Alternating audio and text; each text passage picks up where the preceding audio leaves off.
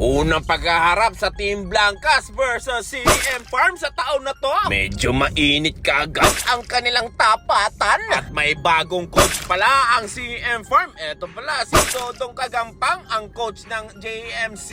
At for the first time, wala dito si Jinmar Braga. Kaya match na match talaga ang kanilang bakbakan. Iba talaga pag nagharap itong dalawang team na to. Parang championship game na nga. Pero ang nanalo pa rin dito, mga bossing, ang mga CM Farm. Pero hindi biro ang dinanas ng mga CM Farm, mga idol. Dahil pagdating kasi ng second quarter hanggang fourth na lang, laging naghahabol ang mga CM Farm. At pagdating naman sa last 3 minutes, ay dahan-dahan ang umarangkada mga CM Farm. At nakasungkit pa ng 5 puntos dito si Kobe Palencia. Kaya dahil dun, nakalamang na ngayon ang mga CM Farm. At nung seconds to play na lang, di lang napakamalas na ngayon ng Team Blancas. Kaya panalo ang mga CM Farm. Congrats sa inyo, mga idol. Kaya kita-kits tayo dyan, mga bossing. Sa semis na ako pupunta.